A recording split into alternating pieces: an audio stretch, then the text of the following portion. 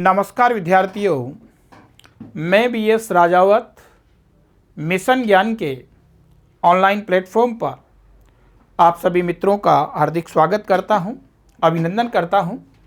दोस्तों, आज जिस टॉपिक पे अपन बात करने वाले हैं वो है सब्सिडी। बहुत ही महत्वपूर्ण टॉपिक है कि सरकार के द्वारा सब्सिडी क्यों दी जाती है, सब्सिडी का क्या महत्व होता है, किन किन रूपों में सब्सिडी दी जाती है और सब्सिडी के क्या दोष हैं। ये सारी चर्चाएं इस क्लास में अपन करने वाले हैं। तो देखिए, पहले बात तो सब्सिडी होती क्या है। अपन बात करें सब्सिडी की। सब्सिडी बेटा, सब्सिडी क्या है? सब्सिडी रियायत है। सब्सिडी को रियायत कह दो, सब्सिडी को छूट कह दो। सब्सिडी क्या है? सब्सिडी सरकार के द्वारा दी जाने वाली रियायत है। सब्सिडी एक प्रकार की छूट है। सब्सिडी अनुदान है। क्या है? अनुदान। बेटो, सब्सिडी होती क्या है? सरकार किसी वस्तु के बाजार मूल्य में, सरकार किसी वस्तु के बाजार मूल्य में किसी व्यक्ति को, संस्था को, निवेशक को, उत्पादक को, उपभोक्ता को जो छूट देती है, क्या देती है? जो छूट देती है, वो इन दोनों का अंतर है, वो बनता है। इन जो छूट हैं वो क्या है बेटा? वो सब्सिडी है।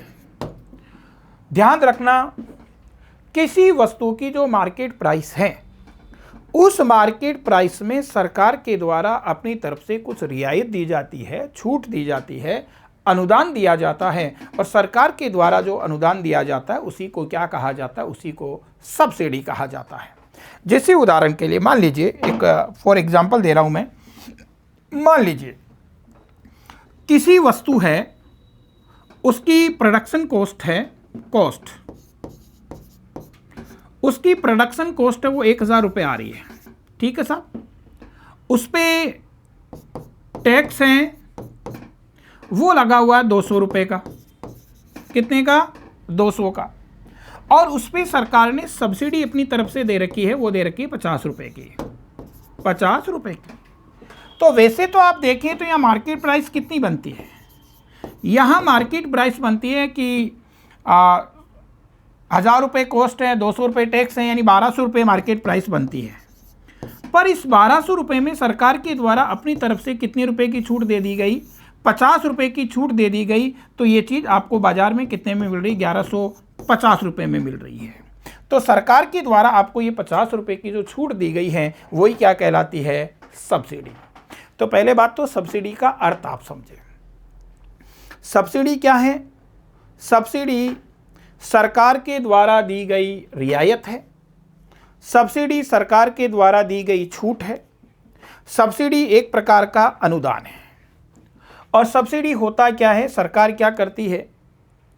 वस्तु के बाजार मूल्य में अपनी तरफ से कुछ छूट देती है। और सरकार के द्वारा जो छूट दी जाती है उसी को क्या कहा जाता है? उसी को सब्सिडी कहा जाता है। जैसे उदाहरण के लिए बेटा, किसान है, जब खेती करता है उसको उर्वरक चाहिए, तो उर्वरक के ऊपर सरकार है वो क्या दे रही है? सब्सिडी दे रही है, अपनी तरफ से छूट दे रही है।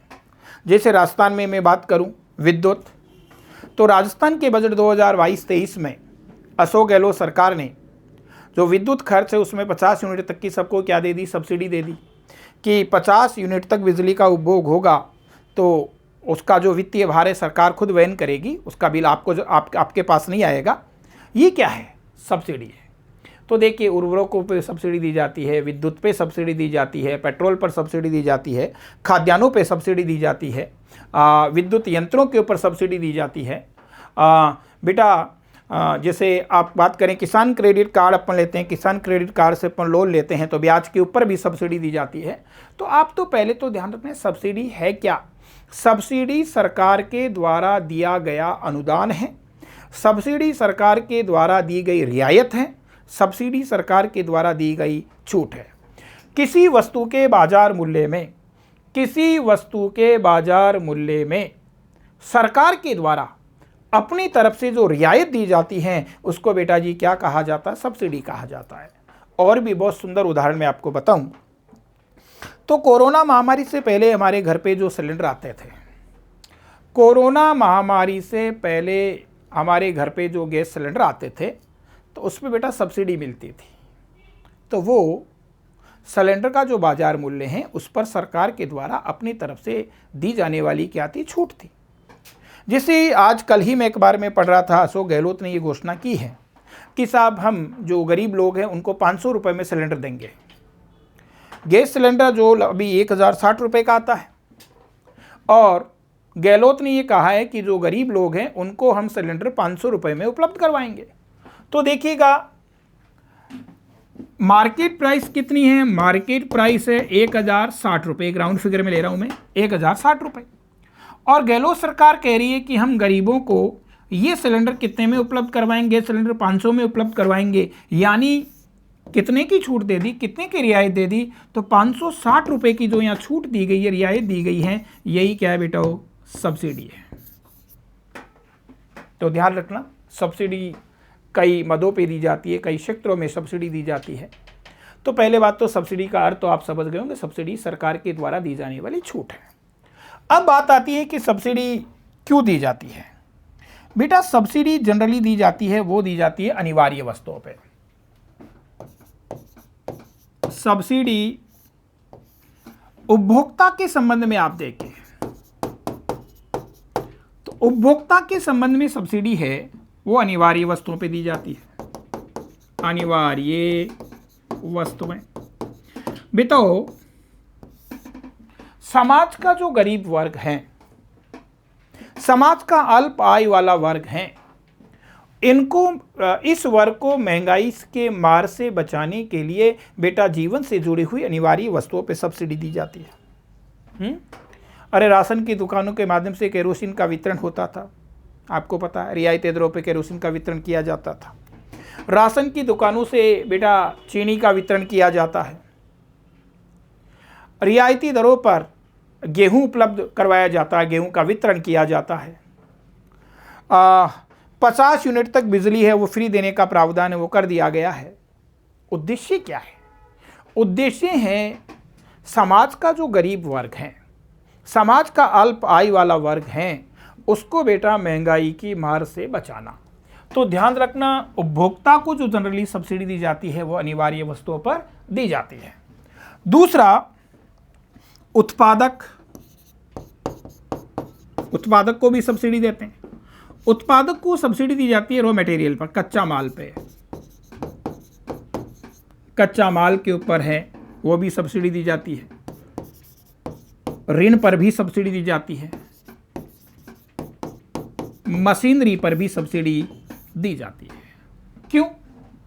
क्योंकि सरकार का उद्देश्य होता है आर्थिक विकास को गति प्रदान करना, निवेश को बढ़ावा देना, उत्पादन को बढ़ावा देना।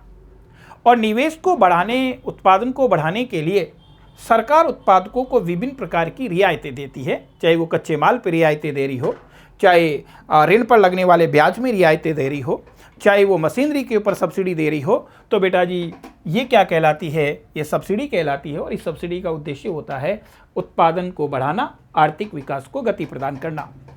किसान के संबंध में आप देखें तो किसानों को भी सब्सिडी दी जाती है।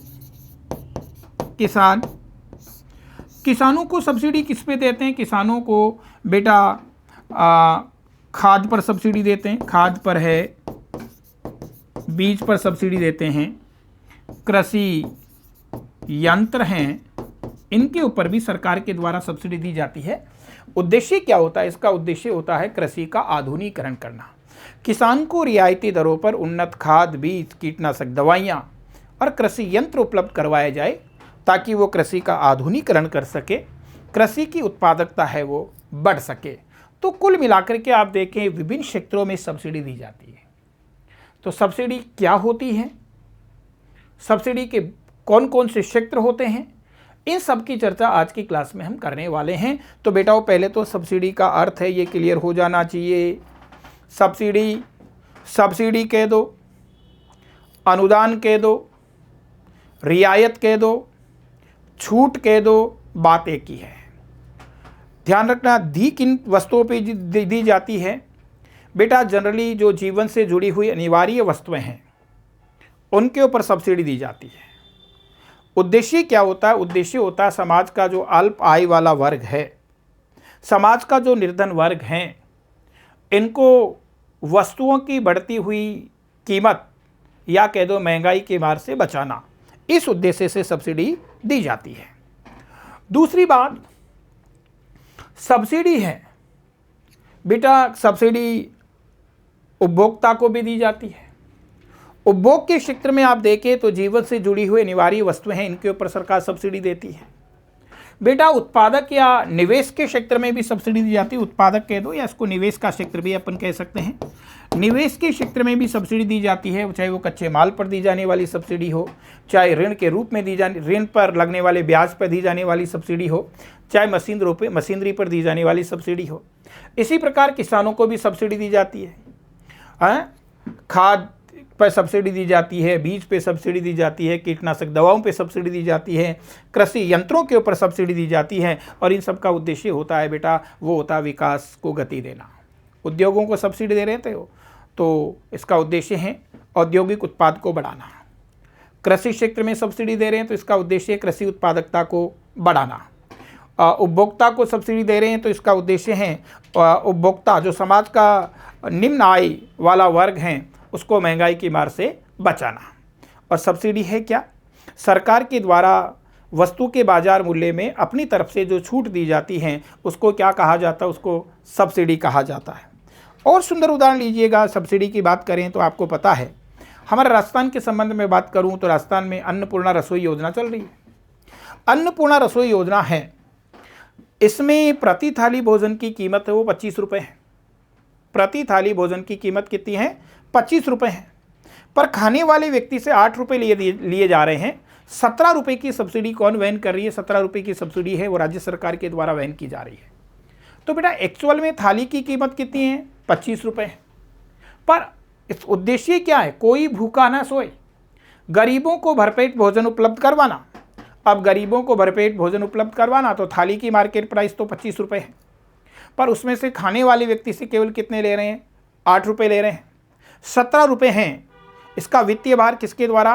राजस्थान सरकार के द्वारा वहन किया जा रहा है। तो ये 17 रुपये क्या है? सब्सिडी है। इसी प्रकार से मैंने बात की कि बेटा जो आप देखें, राष्ट्रीय खाद्य सुरक्षा योजना के तहत बेटा 2 रुपये किलो गेहूं उपलब्ध करवाया जा रहा है। राष्ट्रीय खाद्य सुरक्षा योजना के तहत सरकार 2 रुपये किलो गेहूं उपलब्ध करवा रही है, जबकि इसका मार्केट प्राइस वो 27 रुपये किलो है। कल के अखबार में आपने पढ़ा होगा कि ऐसे लोग जो सरकारी सेवा में हैं और सरकारी सेवा में रहते हुए भी उन्होंने राष्ट्रीय खाद्य सुरक्षा योजना का गेहूं खा लिया, उनसे सरकार प्रति किलो के हिसाब से 27 रुपये की वसूली कर रही है, क्योंकि इसकी मार्केट प्राइस कितनी? 27 रुपये है। और सरकार कितने रुपए किलो उपलब्ध करवा रही? 2 रुपये किलो उपलब्ध करवा रही हैं, यानी 25 रुपये प्रति किलो सरकार की क्या होगी? सब्सिडी हो गई। अभी मैंने गैस सिलेंडर वाला उदाहरण लिया था कि अशोक गहलोत ने ये कहा कि साहब हम गरीबों को 500 रुपये में गैस सिलेंडर उपलब्ध करवाएंगे। आपके हमारे घर पे जो गैस सिलेंडर आ रहा है वो 1060 रुपये में आ रहा है। राउंड फिगर में बात करो, 1060 रुपये में आपका सिलेंडर आ रहा है। और बेटा गहलोत जी ने कहा कि हम 500 रुपये में सिलेंडर उपलब्ध गरीबों को करवाएंगे। तो इसका मतलब सिलेंडर पर मिलने वाली सब्सिडी कितनी हो गई? सरकार के द्वारा 560 रुपये की छूट हो गई। विद्युत की बात करें तो बेटा हमारा जो विद्युत का बिल जनरेट होता है उसमें 50 यूनिट तक का जो भार है, वित्तीय भार है, वो सरकार खुद वहन कर रही है। तो ये क्या है? सब्सिडी है। तो सब्सिडी क्या होती है? सब्सिडी सरकार के द्वारा दी गई एक प्रकार की छूट होती है। अब अपन बात करें, देखिए सब्सिडी एक प्रकार की आर्थिक सहायता है। तो सब्सिडी क्या है? रियायत है, सहायता है, छूट है। सब्सिडी एक प्रकार की आर्थिक सहायता होती है जो किसी वस्तु की लागत और उसके बाजार मूल्य का अंतर होती है। यानी ध्यान रखना, सब्सिडी किस पे दी जाती है? सब्सिडी मार्केट प्राइस पे दी जाती है।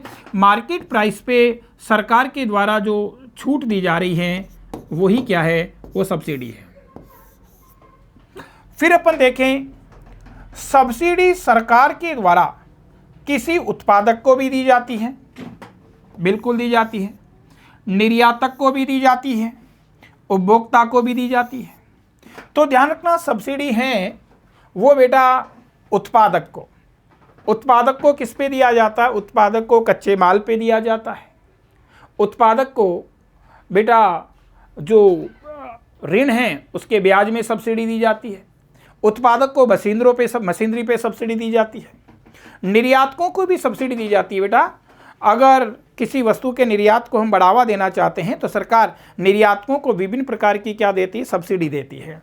तो सब्सिडी निर्यातकों को भी दी जाती है और इसका उद्देश्य होता है निर्यात को बढ़ावा देना। सब्सिडी उपभोक्ता को भी दी जाती है। उपभोक्ता को खाद्यान्न पे सब्सिडी दी जाती है। खाद्यान्न पे सब्सिडी दी जा रही है, सिलेंडर पे सब्सिडी दी जा रही है, विद्युत पे सब्सिडी दी जा रही है। तो कुल मिलाकर के उपभोक्ता को आप देखें तो जीवन से जुड़ी हुई अनिवार्य वस्तुओं पे सब्सिडी है वो उपभोक्ता को दी जाती है। फिर आप देखें, सब्सिडी का उद्देश्य नीतिगत उद्देश्य को पूरा करने के लिए दी जाती है। सब्सिडी का उद्देश्य जो भी हो ये सरकार के राजस्व भार को बढ़ाती है। बिल्कुल सही बात है साहब, सब्सिडी है, इसका उद्देश्य जो कुछ भी हो, सब्सिडी सरकार के राजस्व भार को बढ़ाती है। राजस्व भार को बढ़ाती है। क्यों? क्योंकि वो जो सब्सिडी दी जाती है उसका वित्तीय भार सरकार को वहन करना पड़ता है। सरकार के द्वारा जो सब्सिडी दी जाती है उस सब्सिडी का वित्तीय भार सरकार को वहन करना पड़ता है, जिससे सरकार का जो राजस्व व्यय है वो स्वतः ही क्या करता है? बढ़ता है। तो सब्सिडी का उद्देश्य कुछ भी हो, सब्सिडी सरकार के राजस्व व्यय को क्या करती है? बढ़ाती है। कैसे बढ़ाती है? क्योंकि सब्सिडी के रूप में जो आर्थिक सहायता दी जाती है बेटा उसका वित्तीय भार सरकार को वहन करना पड़ता है, जिससे सरकार का वित्तीय भार है या वित्तीय बोझ है वो बढ़ जाता है। फिर देखिए आगे क्या लिखा है अपन ने, सब्सिडी है सरकार के राजकोषीय घाटे को क्या करेगी? बढ़ाएगी। बिल्कुल सही बात है, सब्सिडी सरकार के राजकोषीय घाटे को बढ़ाती है। अरे भाई, सरकार के ऊपर क्या आया? वित्तीय भार आया। और जब सरकार के बाद वित्तीय भार आता है तो सरकार का राजकोषीय घाटा अपने आप ही क्या करता है? बढ़ जाता है। तो जितनी सब्सिडी सरकार देगी उतना वित्तीय भार वहन करना पड़ेगा। जितना वित्तीय भार वहन करेगी उतना सरकार का राजकोषीय घाटा वो क्या करता जाएगा? बढ़ता जाता है। फिर है, भारत जैसे विकासशील देशों में सब्सिडी आर्थिक और सामाजिक लक्ष्यों की प्राप्ति के लिए दी जाती है। बेटा भारत विकासशील राष्ट्र है, आपको पता है भारत में आर्थिक विकास की गति है वो भी विकसित राष्ट्रों की अपेक्षा दी भी है। और भारत का सामाजिक विकास में शिक्षा, स्वास्थ्य, पोषण का स्तर आता है। देखिए, दो प्रकार का आधारभूत ढांचा दो प्रकार की होती है। किसी भी देश का जो आधारभूत ढांचा है, आधारभूत ढांचा, दो प्रकार का आधारभूत ढांचा होता है। एक तो होता आर्थिक आधारभूत ढांचा, ठीक है, और एक होता सामाजिक आधारभूत ढांचा। ध्यान रखना, जो आर्थिक विकास के लिए जरूरी हो, अर्थव्यवस्था के विकास के लिए जरूरी है वो आर्थिक है, और जो व्यक्ति और समाज के विकास के लिए जरूरी हो, व्यक्ति और समाज के विकास के लिए जरूरी हो वो सामाजिक आधारभूत ढांचा होता है। आर्थिक में आप देखें तो ऊर्जा है, परिवहन है, संचार है, वित्त है। ये एक देश का आर्थिक आधारभूत ढांचा होता है कि ऊर्जा की स्थिति क्या है, परिवहन की स्थिति क्या है, संचार की स्थिति क्या है, वित्त की स्थिति क्या है।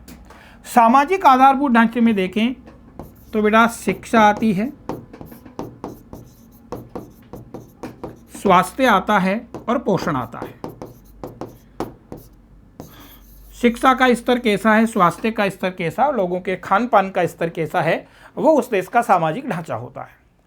तो बेटा जी ध्यान रखना, सब्सिडी का जो उद्देश्य है वो आर्थिक और सामाजिक लक्ष्यों को प्राप्त करना है, यानी आर्थिक विकास को भी गति देना है और सामाजिक विकास को भी गति देना है।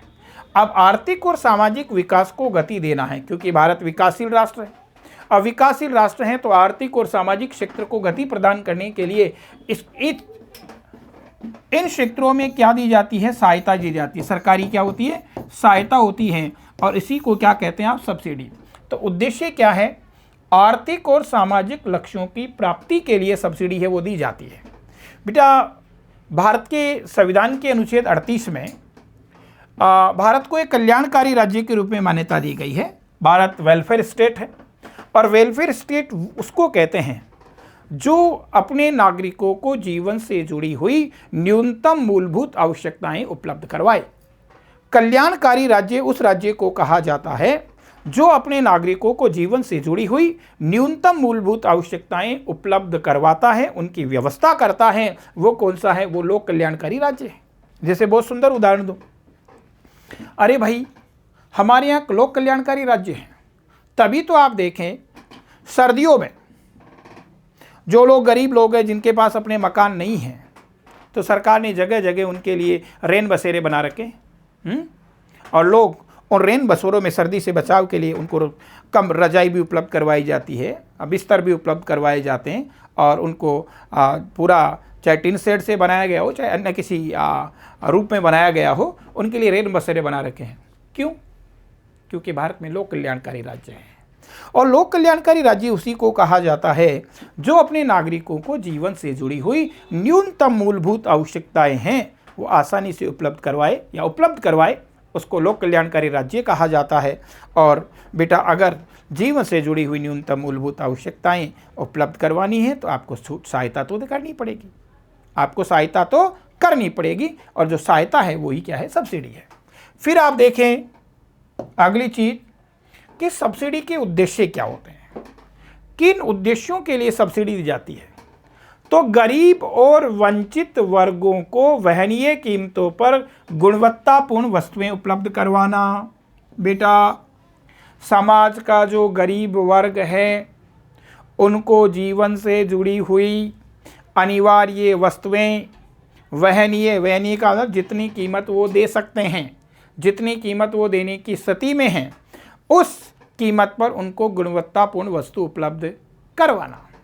तो देखिए उद्देश्य कुल मिलाकर के गरीब और वंचित वर्ग हैं उनको जीवन से जुड़ी हुई अनिवार्य वस्तुएं, कौन सी वस्तुएं, जीवन से जुड़ी हुई अनिवार्य वस्तुएं हैं।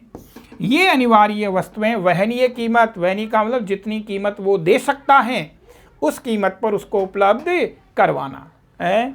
अपन ने देखा कि अन्नपूर्णा रसोई योजना, जिसका आजकल नाम है इंदिरा रसोई योजना, तो इंदिरा रसोई योजना में 8 रुपये में भोजन की थाली उपलब्ध करवाई जा रही है। फिर आप देखें बेटा जो राष्ट्रीय खाद्य सुरक्षा योजना है, इस राष्ट्रीय खाद्य सुरक्षा योजना के अंतर्गत प्रति व्यक्ति प्रतिमाह 2 रुपये केजी पर 5 रुपये किलो गेहूं उपलब्ध करवाया जा रहा है। राशन की दुकानों पर चीनी उपलब्ध करवाई जाती है, केरोसिन का तेल उपलब्ध करवाया जाता है, रियायती दरों पर गैस सिलेंडर देने की बात की जा रही है, प्रति कनेक्शन 50 यूनिट तक आपको बिजली है वो मुफ्त में उपलब्ध करवाई जा रही है। तो उद्देश्य क्या है, उद्देश्य गरीब और वंचित वर्ग को वहनीय कीमतों पर गुणवत्तापूर्ण वस्तुएं उपलब्ध करवाना। दूसरा आप देखें देश में उपभोग मांग के स्तर को बनाए रखना और आर्थिक समृद्धि को प्रोत्साहित करना। मांग के स्तर को बनाए रखना, अरे भाई किसी भी वस्तु की मांग कब होगी, किसी भी वस्तु की मांग तब ही होती है जब आपकी जेब में उस वस्तु को क्रय करने के लिए पर्याप्त मात्रा में क्या हो, राशि हो। किसी वस्तु की मांग कब होती है, किसी वस्तु की मांग तब होती है जब उस वस्तु का क्रय करने के लिए आपके पास में पर्याप्त मात्रा में क्या हो, राशि हो। अगर किसी वस्तु की कीमत अधिक है, किसी वस्तु की कीमत अधिक है और उस वस्तु का क्रय करने के लिए आपके पास में पर्याप्त मात्रा में राशि नहीं है, तो बेटा वो वस्तु कितनी ज़रूरी हो आप उस वस्तु का क्रय नहीं करोगे, उस वस्तु की मांग नहीं करोगे। तो बाजार में मांग के स्तर को बनाए रखना है और बाजार में मांग के स्तर को बनाए रखने के लिए उसको आपकी क्रय शक्ति के अनुकूल लाना है। और क्रय शक्ति के अनुकूल लाने के लिए सरकार क्या करती है, अपनी तरफ से उसमें सब्सिडी दे देती है, छूट दे देती है ताकि उस वस्तु का आप क्रय कर सको। तो बाजार में मांग के स्तर को बनाए रखने के लिए, आर्थिक समृद्धि को प्रोत्साहित करने के लिए बेटा क्या दी जाती है, सब्सिडी दी जाती है। तीसरी बात है आर्थिक व सामाजिक लक्ष्यों की प्राप्ति तो ये तो अपन ने पहले ही कह दिया, आर्थिक और सामाजिक लक्ष्यों की प्राप्ति करना है, आर्थिक आधारभूत ढांचे का भी विकास करना है, सामाजिक आधारभूत ढांचे का भी विकास करना है, शिक्षा, स्वास्थ्य, पोषण, ऊर्जा, परिवहन, संचार, वित्त, इनकी व्यवस्था करना है, इसलिए भी सब्सिडी दी जाती है। आर्थिक समानता की स्थापना करना, आर्थिक समानता की स्थापना सरकार कैसे करती है? सब्सिडी के माध्यम से।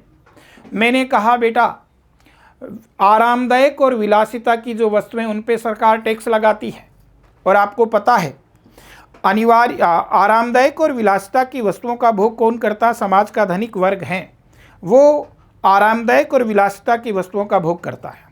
तो उनके ऊपर तो सरकार क्या लगाती है? टैक्स लगाती है। उनके ऊपर तो सरकार टैक्स लगाती है।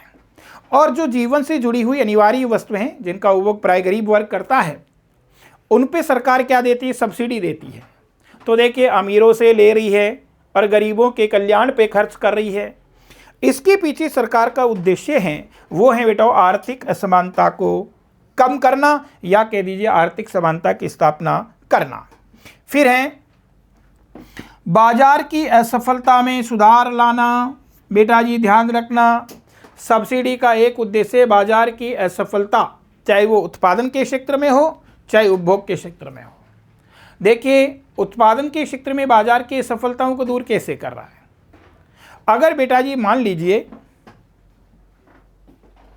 कच्चा माल महंगा हो गया, अब कच्चा माल रॉ मटेरियल महंगा हो गया, तो प्रोड्यूसर है वो कम कच्चा माल खरीद पाएगा, और कम कच्चा माल खरीद पाएगा तो प्रोडक्शन कम होगा, प्रोडक्शन कम हो गया तो अर्थव्यवस्था में मंदी आएगी। तो अब सरकार क्या करती है? देखिए, अर्थव्यवस्था में उत्पादन के स्तर को बनाए रखने के लिए जो उत्पादक वर्ग है उसको सरकार विभिन्न प्रकार की क्या दे देती है? सब्सिडी दे देती है। और जब सरकार विभिन्न प्रकार की सब्सिडी देती है तो उत्पादक प्रोत्साहित होता है, अपने उत्पादन के स्तर को बनाए रखता है या उत्पादन के स्तर को बढ़ाता है, जिससे आर्थिक विकास को गति मिलती है और बाजार की असफलता है इसमें सुधार आता है। उपभोक्ता के स्तर में आप देखें बेटा, अगर उपभोक्ता है, महंगाई हो गई तो उपभोग घटेगा, उपभोग घटेगा तो बाजार में मांग घटेगी, मांग घटेगी तो उत्पादन घटाना पड़ेगा। तो ध्यान रखना, उपभोग के स्तर को भी बनाए रखने के लिए, मांग के स्तर को बनाए रखने के लिए भी सरकार कई बार क्या करती है? उपभोक्ता को क्या करती है? सब्सिडी दे देती है, ताकि बाजार में मांग का स्तर बने रहे और बाजार की असफलता उससे बाजार को बचाया जा सके। फिर है रोजगार में वृद्धि करना। अरे भाई, सब्सिडी रोजगार को बढ़ाती है। सब्सिडी रोजगार को कैसे बढ़ाती है? अगर उत्पादन के संबंध में आप देखें तो सरकार ने उत्पादकों को सब्सिडी दी, उत्पादक प्रोत्साहित हुआ, और उत्पादक प्रोत्साहित हुआ तो बेटा उसने अपने उत्पादन को बढ़ाया, और जब उत्पादन का स्तर बढ़ता है तो अपने आप अर्थव्यवस्था में रोजगार के अवसर क्या करते हैं? बढ़ते हैं। फिर आगे आप देखें तो सब्सिडी के क्या दोष है? ये तो गुण देख लिए, सब्सिडी की बुराइयां क्या है? पहली बात है, सब्सिडी है वो अनुत्पादक व्यय होता है। देखिए, व्यय दो प्रकार का होता है, एक होता है उत्पादक, एक होता है अनुत्पादक, प्रोडक्टिव एंड अनप्रोडक्टिव। ऐसा खर्च जो भविष्य में आपको रिटर्न दे या तत्काल रिटर्न दे वो प्रोडक्टिव है, और ऐसा खर्च जिससे आपको किसी प्रकार का रिटर्न नहीं मिलने वाला है वो कौन सा कहलाता है? अनुत्पादक। तो बेटा जी, सब्सिडी आपको पता गैर योजनागत व्यय है। सब्सिडी गैर योजनागत व्यय है, और गैर योजनागत व्यय हैं वो प्रोडक्टिव नहीं होते, अनप्रोडक्टिव होते हैं। यानी सब्सिडी के रूप में एक तो सरकार का खर्चा वो क्या करेगा? बढ़ेगा, जिससे सरकार का राजकोषीय घाटा बढ़ता है, सरकार पे राजकोषीय दबाव आता है। दूसरा, संसाधनों का अपव्यय होता है, जैसे कृषि, भूजल का अतिदोहन, उर्वरक आदि। बेटा, सब्सिडी जब दी जाती है तो सब्सिडी पे जो संसाधन होते हैं उन संसाधनों का मिसयूज होता है। क्यों? क्योंकि आपको पता है जो चीज़ फ्री में मिलती है उसकी आदमी कीमत नहीं समझता है, जो चीज़ फ्री में मिलती है उसकी व्यक्ति वैल्यू नहीं समझता है। तो बेटा जी ध्यान रखना, संसाधनों का अपव्यय होता है। फिर तीसरी बात है, जो लक्षित समूह उनको लाभ प्राप्त नहीं हो पाता। बेटा, सरकार जो सब्सिडी चलाती है या सब्सिडी देती है वो दी जाती है गरीब और वंचित वर्ग के लिए, पर आप देखेंगे कि राजनीतिक और प्रशासनिक दोनों ही क्षेत्रों में भ्रष्टाचार है, जिन लोगों को सब्सिडी का लाभ मिलना चाहिए एक्चुअल में उन लोगों को सब्सिडी का लाभ मिल ही नहीं रहा। आप ग्रामीण क्षेत्रों में जाकर के देखिए, वास्तव में जिन लोगों का बीपीएल कार्ड बनना चाहिए, जिन लोगों को बीपीएल की सुविधाएं मिलनी चाहिए, जिन लोगों को बीपीएल पर मिलने वाली सब्सिडी मिलनी चाहिए, वो उनका वास्तव में बीपीएल कार्ड ही नहीं है। और जो आर्थिक दृष्टि से संपन्न है उन्होंने बीपीएल का कार्ड बनवा रखा है, यानी ये जो सब्सिडी है उसका लक्षित वर्ग को लाभ नहीं मिल पा रहा है। गांव का जो संपन्न वर्ग है या ऐसा वर्ग जिसका सरपंच के साथ सांठगांठ होती है, वो अपना बीपीएल कार्ड बना करके इन सुविधाओं का लाभ उठा रहा है, तो लक्षित वर्ग को इसका लाभ नहीं मिल रहा है। फिर है बाजार में काला बाजारी बढ़ती है। बेटा सब्सिडी है वो काला बाजारी को बढ़ाती है। और काला बाजारी क्या होती है? किसी वस्तु का गैर कानूनी ढंग से स्टॉक करना और उसको ऊंचे मूल्यों पर बेचना, ये क्या कहलाता है? वो बेटा जी काला बाजारी कहलाती है। काला बाजारी कहलाती है। क्या करते हैं साहब, राशन की दुकानों पे जो राशन का वितरण करने वाले लोग होते हैं, वो खाद्यान्न समाप्त नहीं होता, केरोसिन समाप्त नहीं होता, उससे पहले कह देते हैं समाप्त हो गया, फर्जी एंट्री रजिस्टर में कर लेते हैं और फिर बाकी जो बचा हुआ केरोसिन है या गेहूं है उनको बेटा खुले बाजार में अधिक कीमत पे क्या करते हैं, बेचते हैं। इसको काला बाजारी कहा जाता है। तो दिया तो सब्सिडी पर है, दिया सरकार ने गरीब वर्ग के लिए, वंचित वर्ग के लिए है, पर इसका वितरण करने वाले लोग हैं वो खातों में गड़बड़ी करते हैं, इसके जो रजिस्टर है उसमें गड़बड़ी करते हैं और उसको खुले बाजार में ऊंचे मूल्यों पर बेचते हैं। इसको बेटा क्या कहते हैं? इसको काला बाजारी कहते हैं। फिर है इसमें साधनों का जबरदस्त क्या होता है? दोहन होता है। ये बेटा जी आप देखें तो ये आपकी सब्सिडी के कुछ दोष हैं। सब्सिडी अर्थव्यवस्था में मुद्रास्फीति को बढ़ाती है। मुद्रास्फीति को क्या करती है? बढ़ाती है। क्यों? क्योंकि देखिए सहायता, सरकार के द्वारा सहायता दी गई, सहायता दी गई तो आपकी क्रय शक्ति क्या कर गई? बढ़ गई, क्रय शक्ति बढ़ गई। और जब क्रय शक्ति बढ़ती है, मुद्रा का प्रसार बढ़ता है, तो वो एक देश की अर्थव्यवस्था में बेटा किसको लाता? मुद्रास्फीति को लाता है। फिर है सब्सिडी समाज में कार्य न करने की प्रवृत्ति को पनपाती है। जब सब कुछ फ्री में मिलने लग जाए तो व्यक्ति काम क्यों करेगा? सबसे बड़ा दोष है ये। देखो, व्यक्ति का सहयोग नहीं, व्यक्ति को सक्षम बनाइए। ध्यान रखना, सहायता व्यक्ति को पंगु करती है और अगर आप किसी व्यक्ति को सक्षम बनाते हैं तो वो उसको जीविकोपार्जन से जोड़ता है। तो सब्सिडी क्या करती है? सब्सिडी तो समाज के लोग उनको पंगु करती है। पंगु कैसे करती है? जब फ्री में चीज़ मिल रही है तो व्यक्ति काम क्यों करेगा? तो व्यक्ति में काम न करने की प्रवृत्ति है, उसका विकास होता है। ये बेटा सब्सिडी के क्या है? दोष है। तो देखिए सब्सिडी क्या होती है, सब्सिडी क्यों दी जाती है, सब्सिडी के क्या लाभ होते हैं और सब्सिडी के क्या दोष होते हैं, इनकी चर्चा हमने इस क्लास में की है। अगली क्लास में बेटा अपन पढ़ेंगे सब्सिडी कितने प्रकार की होती है, इसकी चर्चा अपन अगली क्लास में करेंगे। आज के लिए बहुत बहुत आशीर्वाद, शुभकामनाएं। थैंक्स।